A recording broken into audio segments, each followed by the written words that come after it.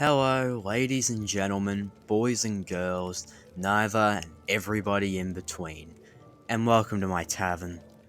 I'm the Eldritch Bartender, and I'll be your storyteller for the next little while. So, if you would be so kind, sit down, rest those weary bones, maybe get a drink, and let us begin. Our first story for today is my xenophobic jerkassery is perfectly in character, and you should respect it by dropping your perfectly in character mistrust and antipathy. Now go service the audience for my characters and their heroics. An on and off worker, first time poster with a story from just a few days ago. Before even beginning, I must note that the story came from a freeform RP and not actual RPG. From what I saw, such stories are generally allowed here. Some people get annoyed about them being posted here. So please, if you're gonna get frustrated about it, just turn back and do not read further. TLDR. The guy makes all of his characters dangerous, aggressive, and xenophobic transhumans that insult, demean, and threaten everyone else. Then gets offended when everyone starts avoiding them and acting mistrustful and fearful towards them. Defends his unpleasant behaviour and openly states he's not going to change it because it's in character. Then demands everyone else changes their in-character behaviour because he finds it unpleasant. Also, main character syndrome, hypocritical issues with other players, and attempts at hijacking and derailing the plot he himself proposed in the first place. The roleplay was, still is, fortunately no longer with the problem guy, a typical generic Discord isekai RP between Pokemon fanfic writers. Yes, I know, stereotypes, but everyone there but that one guy is actually a mature, reasonable, and fun person. With the characters from our respective fanverses being summoned into a sort of empty, post-apocalypse world and trying to survive and find their way back. There wasn't any real limit on how many characters there can be per player, so in story the cast was quite large. Besides me, there were 4 other people, but only 2 of them are actually important for the story. Let's call them Misty and Brock.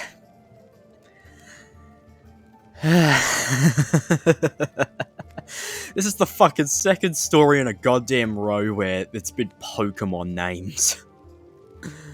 I love it. I love it. Sorry, moving on. Misty, the one who proposed the idea of the roleplay, the admin of the RP server, and the problem guy.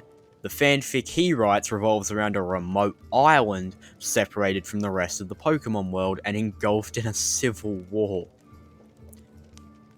Fanfic writers are fucking wild, man. The people of said island could harness the power of Pokemon types through 18 magical stones. Also, a few hundred years back, they suffered from a plague, accidentally brought over by outsiders. As a result of those 3 facts, most of his characters are highly trained soldiers even without their Pokemon. Many are powerful transhumans with elemental powers, and every single one is deeply xenophobic, with the exact flavour varying from deep mistrust and dismissiveness of those not of their island, all the way up to murder on sight toward anyone they suspect might not be a member of their specific faction. You can already tell this is going to be the person most open about their dislike of Misty's character's role-playing and general behaviour. Did some attempts at damage control and tried putting the game back on track. So, where do we start? As already mentioned earlier, we didn't limit ourselves to just one character per person. For the introduction scene, most of us had 2 to 3 characters. Misty? 5 from the very beginning, and almost immediately started adding more. I quickly became confused and requested him to slow down and set up a channel for describing our cast. He did, and everyone went to list their characters and give them short descriptions. he himself, he wrote down the names of just his starting 5 characters and absolutely nothing else. Then never opened the channel again and continued to just add loads and loads of new OCs without any warning, heads up, or context on who they are. Not quite a red flag yet, but already a yellow one. I've never heard the term yellow flag before, but I think it's gonna need to get used more. Thank you for that one. The story soon took the survival game direction, with our characters setting up the first camp, finding food and water, and building shelters. Add in a bunch of interactions with our characters starting out confused and scared as they slowly realise they've been thrown into this unfamiliar world with people from another unfamiliar world. It was really fun and allowed development in the direction that wouldn't otherwise be possible. There was already some drama between characters and a few insults thrown, mostly by Misty's OCs, but at this point it was fun roleplay and his behaviour felt justified. At the same time though, Misty started slowly raising a first red flag in the form of 2 additional camps he set up away from the first one. Both populated exclusively by his characters, at least until one of the other players put some of their yet unintroduced characters there, just so it wouldn't be just Misty alone. As explained by in-character exposition dialogue, said camps represented the 2 sides of his fixed civil war, which of course, they weren't going to drop over something as small and unimportant as being suddenly shifted into a different dangerous world. For further reference, we'll call those 2 factions Faction A and Faction B. Unlike our characters who arrived with pretty much only the clothes on their backs and some basic tools at most, both of those groups were warped in already with large amounts of rations, medicine, weapons, and other supplies.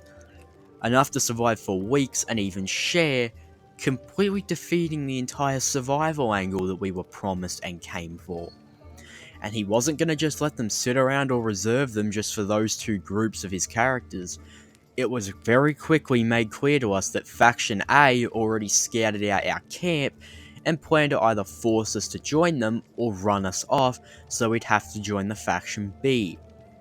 As for fighting chance, they had army, both of them, and not just TRPG style ridiculously small army of named characters, like what we'd see in Fire Emblem or Shining Force. They were both shifted in with actual armies, hundreds if not thousands strong of nameless and faceless NPCs that only serve to make sure we have no way of facing him head on, and in case of direct confrontation, are forced to do what he says. Back to the main camp where the first major conflict was about to happen. As a result of one of the earlier mentioned in-character dramas over one character each of mine and Misty ended up far away from camp, we stumbled across some ancient ruins where we encountered Brock's, who only just joined, first character, essentially a Ninetales Kitsune witch, trying to figure out what happened and why she was suddenly teleported to another world. Our attempt at finding it out with the help from our magic only resulted in summoning a bunch of monsters tailor-made to counter her powers, forcing her to look to us for help. Misty immediately wants to run away and get help, and only reluctantly agrees to fight after I pointed out our camp is miles away, and by the time we get there and back, the Ninetales will already be dead. And so, we start the battle. My character is a Pokemon researcher who can only just about hold his own in a Pokemon battle and doesn't even have his full team on hand. Some of his Pokemon stayed at camp while others got lost when they were shifted in. And Ninetales' powers are, as already mentioned, useless against the monsters. Our only hope is Misty's character, and indeed, he carries us for the first half of the fight, until he's targeted by one of the monsters and my character pushes him out of the way, at which point he gets annoyed, yells about how he doesn't need help from me, then abandons us to fight the rest of the battle ourselves.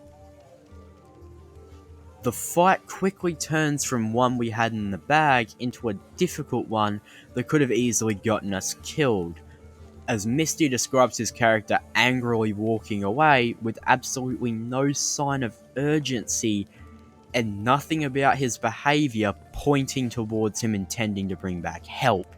Never mind that, as already mentioned, the camp was too far away for it to arrive in any reasonable amount of time. Okay, that's not a xenophobic, that's just fucking idiotic. Like, I get the intent there was to probably try and make his character look all distrustful and apathetic and didn't like being helped by others, but he really just seems incredibly fucking stupid. Anyway. Fast forward a bit later, Misty's PC returns to camp, then sits down far away from everyone and starts sulking, again giving no sign of urgency. One of my characters back here even specifically walked up and asked if anything was wrong. He just told them to go away. Soon afterwards, mine and Brock's characters come back, battered and bruised, with all but one of my PC's on-hand Pokemon injured and need of medical attention. After some quick first aid roleplay, my character angrily walks up to Misty's and demands to know why he left them for almost certain death. Misty starts angrily explaining, both in character and out of character, how I am wrong and his character was trying to get help for a fight I stupidly pulled him into and which we couldn't win alone. I immediately start pointing out holes in his reasoning.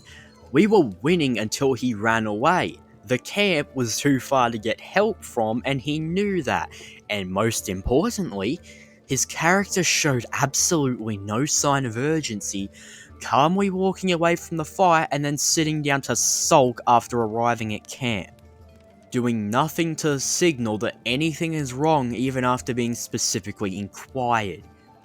He continues to talk about how I'm wrong, not actually addressing any of my points.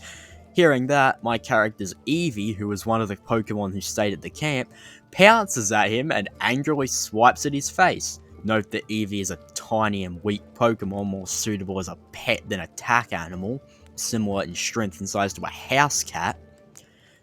This moment was intended, and I made it clear as both a further call-out and an establishment of how loyal said Eevee is towards his human, not an attempt at seriously harming Misty's guy. His response is to have two of his characters run away, yelling about how evil my characters are. His other characters then gang up on mine, insulting and threatening him and his Eevee for attacking the poor kid for no reason, and not knowing how to handle his Pokemon. One of them suddenly reveals that he has psychic powers and can detect lies, something not established before. Says that both you or him were right to some extent, you just misunderstood each other.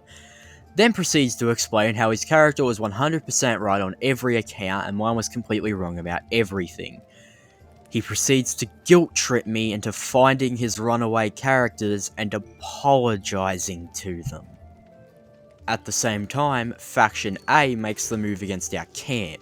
They come in from all directions with loaded crossbows, demand that we come with them to their camp to prove our intentions are not hostile, then proceed to kidnap all but two of our characters, my Pokemon researcher, who was away looking for Misty's guys, and Brock's Kitsune, who told them point blank she's not going to let them push her around at crossbow point, and then claims she's the hostile and untrustworthy one, then ran away. Once in the camp, it quickly became clear that Misty just wants our characters to act as audience, not even participants, audience for his versus Civil War, that none of our characters had any stakes or interest in. All the while, he makes it clear that his characters are very mistrustful and hostile and only barely tolerate our presence. Back to my character. He found one of Misty's runaways, an autistic disabled boy who can't walk without crutches. After a short interaction, my character suddenly gets ambushed by Misty's newly introduced PC. As mentioned earlier, he would add them in without warning or any context to them, whenever and wherever it suited him. He orders his Houndoom to lunge at my character, breathing fire. I proceed to fight back as he reveals his other mon, Galvantula. Now, pop quiz. You have two attack animals on hand. One is a massive horned hellhound breathing cursed fire, and the other is a giant spider capable of precisely shooting strong webs that can, but don't have to be electrified. Which one are you gonna pick when trying to harmlessly incapacitate your target? And which one are you gonna pick when wanting to make sure, absolutely sure, your target will be completely, utterly, and irrevocably dead? In my case, I'll pick the spider for scenario A and the hound for scenario B, and with that in mind, I reasonably assumed my enemy is going for the kill and acting accordingly, fighting back like both my and the kid's life depended on it. He proceeds to yell at me to give up and promising to spare me if I do, all while continuing his Houndoom's fiery onslaught. Again, he started the fight with the most lethal option possible and did nothing to de-escalate. Once I point this out, he calls me stupid and unreasonable. At the same time, the kid suddenly starts attacking my Pokemon and demanding I stand down, not giving any explanation for why. In the struggle, he drops his crutches. I'm sorry, I know I shouldn't laugh at that. I'm now getting really tired of this guy and his characters. I proceed to pull his own trick and suddenly introduce a new character just to bail myself out of the fight. Only now does Misty reveal that the guy was Kid's caretaker and he attacked me because I assume I kidnapped him, and that if I surrendered, like he asked, he wouldn't hurt me. And would take me to Faction A camp where the rest of our characters were being held. Of course, I am the dumb and hostile one for refusing to surrender to a guy who, in character, gave me every possible reason to assume he wants to kill me, and out of character, is trying to turn the game into an extension of his own fanfic. The guy tracks my character down in a ridiculously short amount of time and resumes the fight. Now another pop quiz. A disabled kid in your air just dropped his crutches and now can't walk. Well, you want to chase after the guy who you believe tried to kidnap them. Will you A. Simply pick up the crutches that are lying right there and give them back to the kid? Or B. Make a scene about the kid being unable to walk, then give them a piggyback? Will you A. Abandon the chase that you have nothing to gain from together? B. Continue the chase but leave the kid behind with one of your powerful Pokemon? Or C. Continue the chase with the kid in tow and lethal intent in mind? If options B and C are what you picked, you probably won't be winning many Parent of the Year awards. And of course that's what Misty went with, which unfortunately, I only learned after my character ordered his Luxray to pounce at him, thus accidentally hurt the kid in the process. Something that of course is completely and utterly and exclusively my fault and further marks me as a dangerous, sociopathic and dumb off-islander who needs to be eliminated. Pretty much the only reason I escaped was because the members of the Faction B then arrived, further injured the child and left him for dead, then took his caretaker hostage, which he of course tries to frame as entirely my fault and attempts to once again guilt trip me into going back and helping him. Around this point, Brock had enough of Misty's bullshit and started setting his own plot, which as he freely admitted to me in DM, would have never happened if not for Misty.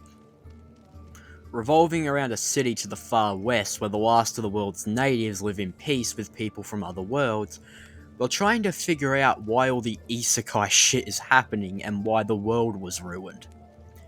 They will accept anyone so long as they're willing to work together with others, meaning that Misty's characters are out by default unless they can let go of their war, and have their own defense force, meaning he can't strong-arm them in the same way he did to the survivors camp.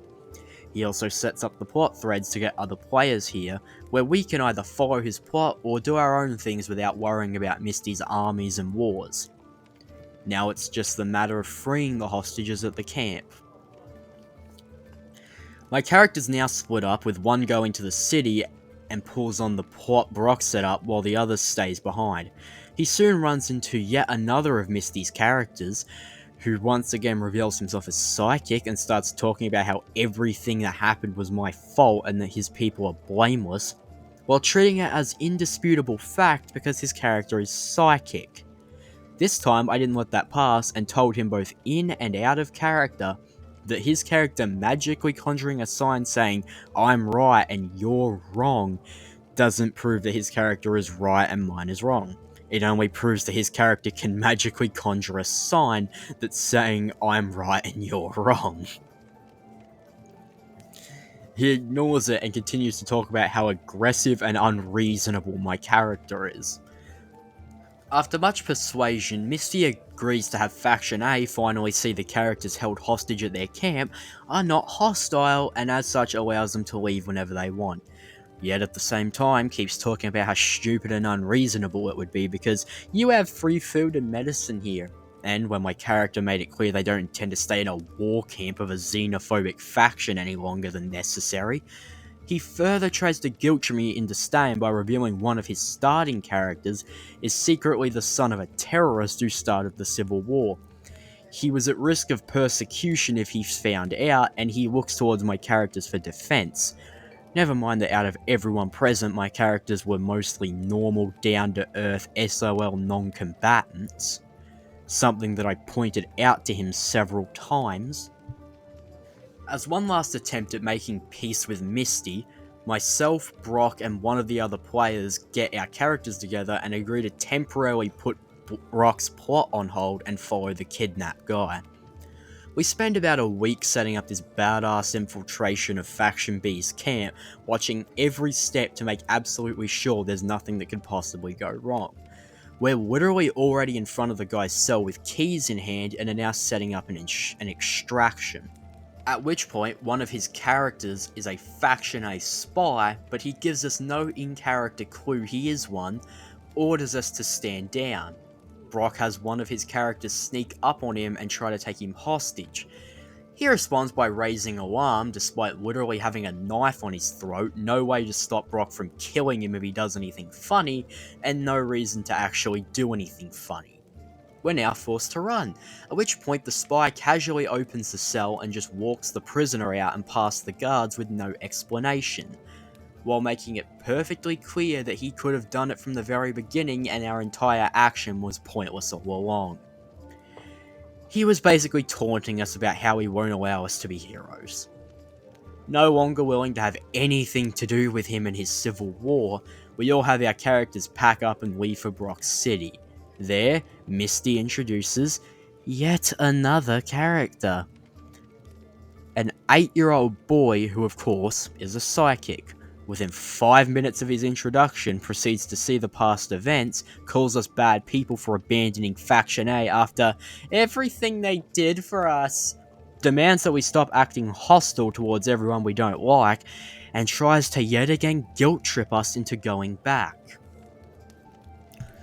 At this point, we're all officially fed up with everything about Misty and his characters. Oh, it took you this fucking long?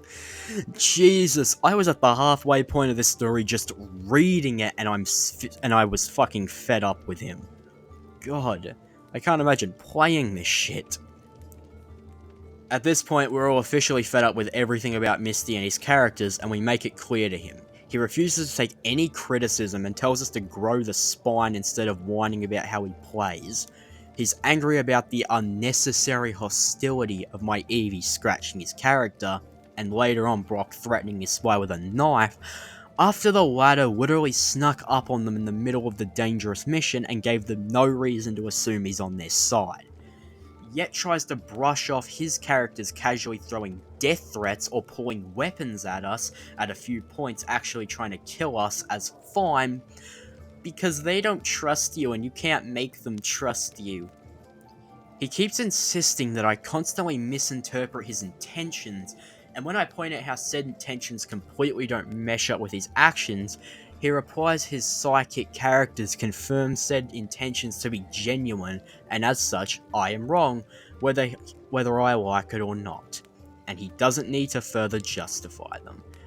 When asked to turn down his character's xenophobia, he adamantly refused. It's in character. They lived in fear of anyone not from their island from generations, and there's nothing you can do to change that. Go and read up on how such epidemics affected real-life civilizations, and you'll see that I'm right. Cunt. Then, in literally the very next sentence, he demanded that we stop acting mistrustful towards his characters and avoiding them. To clarify, he didn't use it as a counter-argument, nor did he try to bargain that he'll drop his hostility if we drop ours. He made it perfectly clear he's not going to drop his character's behaviour just because it makes us uncomfortable, because it's in character. Then literally the very next sentence, he demanded that we drop our own in-character reactions because they ruin the fun for him. Oh, poor baby. He insists that Brock City is no different from his factions, yet somehow we don't ask him to change it, ignoring that Brock only set it up specifically to counter his factions. Never forced us to come or stay there, provided us with plot threads, but never demanded we actually take them, and most importantly, let our characters follow said plots themselves, rather than having them watch as his characters do it alone. He attacks me for purposely making weak characters, which, as I mentioned earlier, was true, then accuses me of not wanting to actually accept my characters as weak and trying to nerf everyone else, which is completely untrue. I never wanted my characters to be powerful combatants and never had any problem with Brock and the rest being stronger. What I, and everyone else, was angry about was how Misty was using his character's strength and numbers to centralize the plot and make the story all about himself and his war. When pointing out how his characters are completely unbeatable and never suffer any serious wounds, he attempts to turn it around and claim our characters never get injured. While he's constantly have bad things happen towards them, this one was downright delusional, every single battle I got into ended with at least one of my Pokemon badly injured. In one case, my Leafeon had to spend 2 weeks resting and recuperating after having half his head leaf burned off. Brock's Kitsune similarly kept getting bruised and beaten.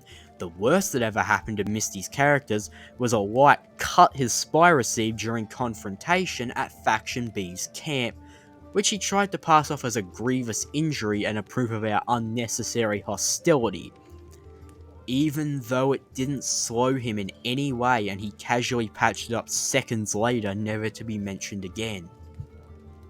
Finally, after a long argument, I just straight up left, set up a new server, and copied as much of the previous one as I could, then invited everyone but Misty to continue the game here. Unsurprisingly, they all agreed.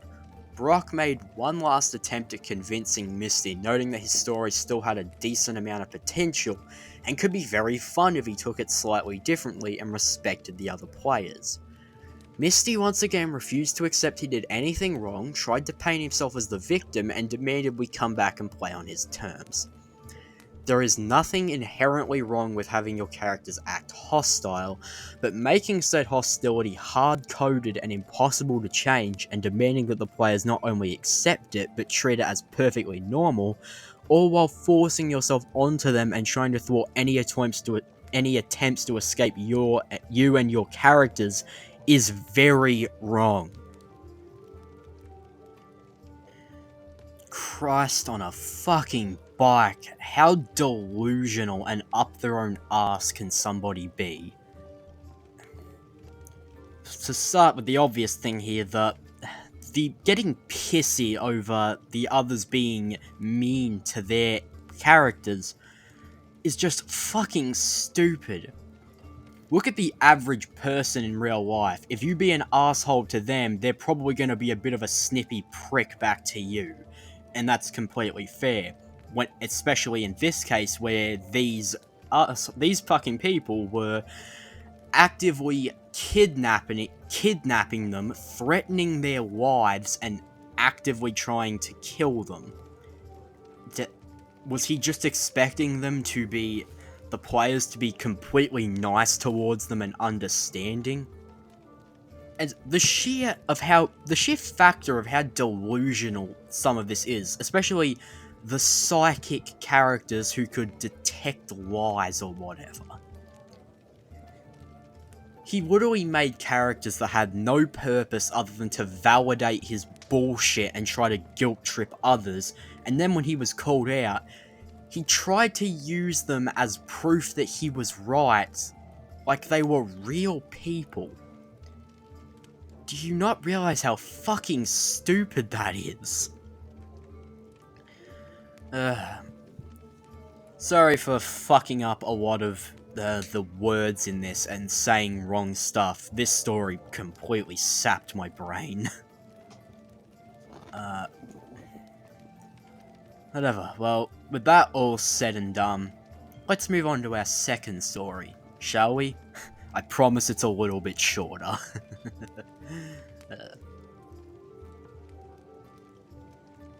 Our second and final story for today, my friends, is a claimed Critcrab fan criticizes my hobby and claims me as a Craig. And for the, 10 people who don't know, just look up Critcrab, look up Critcrab's video on Craig, or hell, Crow's Perch's videos on him are pretty good as well, so I definitely recommend them. But in short, he was an extremely creepy he was a creepy asshole who kind of made some very questionable characters.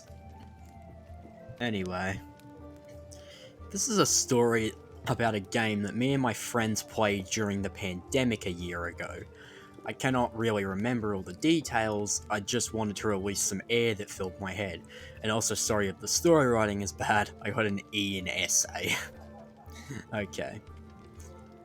We all played a short homebrew campaign based on the 5E system, and the players are as listed below. The DM is, well, our DM. He's new to DMing, but he's experienced as a player.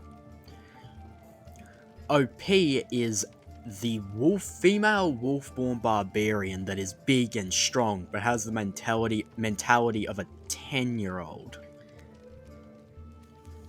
Maybe I've probably, might be because I've just read too many of these stories, but that is not boding well right now. Yeah, a fan of anime. Pulse is a tiefling guitarist bard. We were strangers at the time, but became friends shortly after. Ace is playing a human fighter that shows neutrality in this entire campaign. As he stated beforehand, he would never involve with any drama that wasn't his business. Orc is a half-orc warlock that liked to play sinister in character, but acted very kindly outside the game. And Guy, the problem here, was a human wizard and hates anime so much. The story goes like this. Me and DM met before in another campaign. He plans to start DMing and invite some of the previous players and 2 strangers into the new game he made. I am one of the previous players, and excited I am. Prepared around 3 characters before the game, but DM says there can only be 1, so I had to painfully pick one amongst the 3. It is a real pain, not as painful as what I had to experience afterwards, but I still had pain picking. Fucking hell, the person who writes this is melodramatic. Finally, I picked the Wolfborn Barbarian that is based on Seaby in Arknights. Short note, Arknights is an anime tower defense game with some grimdark settings. The next day after I experienced this painful picking, fucking hell, I give this sheet to DM and invited by him into his Discord server. I greet the players there, everyone seems friendly and excited for the campaign. We all start the game in voice chat. We begin with a meeting in the town sequence, which the characters stumble into each other as an introduction before they're eventually gathered up in a quest. This is especially clear in my head because it was the first time I came face to face with the ugly side of that guy. When I would describe my barbarian running around town like a girl on her first time into town, described her appearance, and even showed who she is based off in the text channel, we all hear a voice of, ew, a weeb. I said we as the chat false. Fucking hell, this is hard to read.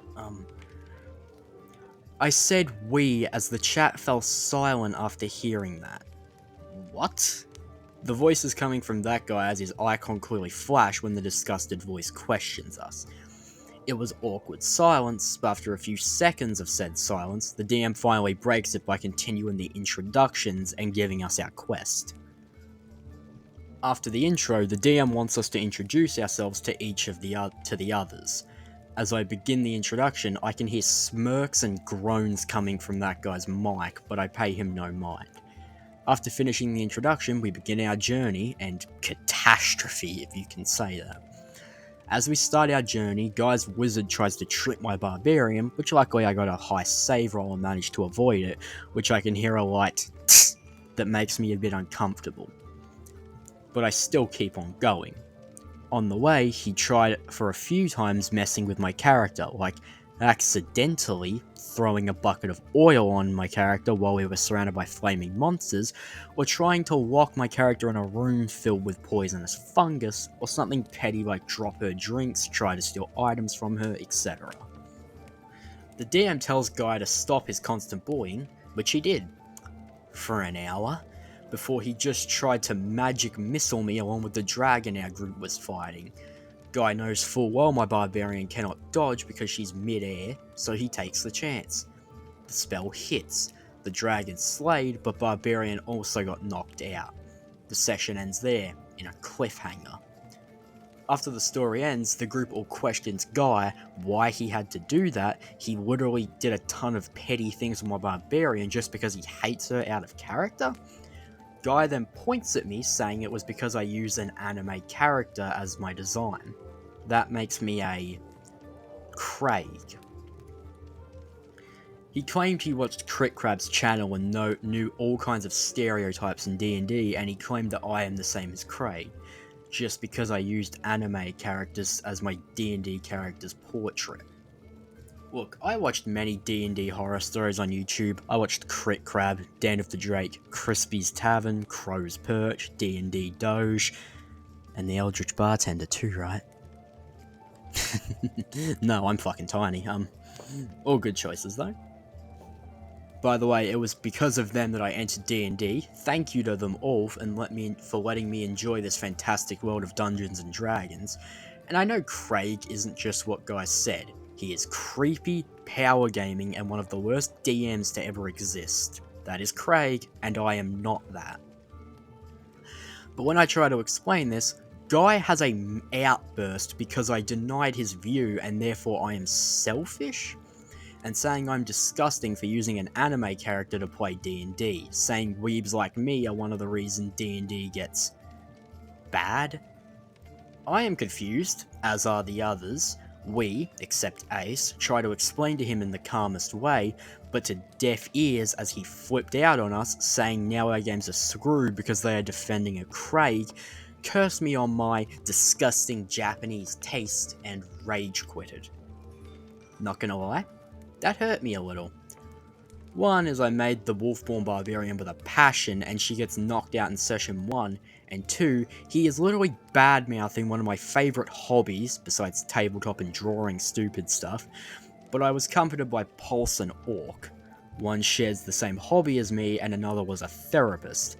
They both encouraged me on what I'm doing and told me to not let others' judgment discourage me just because I'm different. I took that lesson to heart even till this day.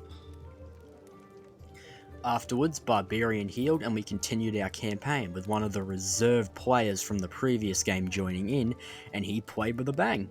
We had a good time together, that is, until the campaign ends and some of us walked separate paths.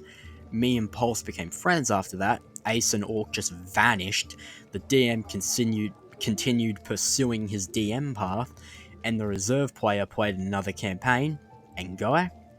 I don't know. Maybe he's still spitting at anime somewhere on this very earth, and I hope we don't meet in person. So aside from the formatting being a bit fucking atrocious and that being hard to read, what can we take away from this story exactly? Because, as I said earlier, the second OP said that they had a character that was mentally a child in a grown woman's body, my red flags kind of just went into the fucking stratosphere because of how many of these stories I've actually read, but it doesn't really seem like they did anything weird with it, and they weren't disruptive either. Well, that guy was the disruptive one by constantly pulling this shit. And no, he has absolutely no point there. The OP is not like Craig in the slightest. Craig was a creepy, sexist bastard who would continuously make characters that were very questionable and uncomfortable. That is not what this is. He was also a piece of shit favoritist DM, and that doesn't come up here either. Just liking anime does not make you a Craig, nor does using an anime picture for your character make you like Craig. So just take that away. Anime gets a really bad rap in the D&D community, but really I think it gets too much of a bad rap because it's not like we're any better, guys. We're playing tabletop RPGs. We can't exactly lord it over anyone. Well, that is all from me today, folks. I hope you enjoyed my video, and if you did, maybe consider a like and a sub. I'd really appreciate it. I also do just appreciate you giving this the time of day. And so, for now, I've been the Eldritch Bartender. Good night.